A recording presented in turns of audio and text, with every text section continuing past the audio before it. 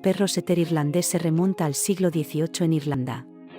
Esta raza fue desarrollada a través de la selección y el cruce de perros de caza irlandeses para crear un perro de caza versátil y elegante. A continuación, te proporcionaré más detalles sobre la historia del perro setter irlandés. Los antepasados del setter irlandés incluyen perros de caza irlandeses que se utilizaron durante siglos en la caza de aves, especialmente para localizar y señalar aves en el terreno. Estos perros poseían un buen sentido del olfato y eran hábiles en la búsqueda y recuperación de presas. En el siglo XVIII, los criadores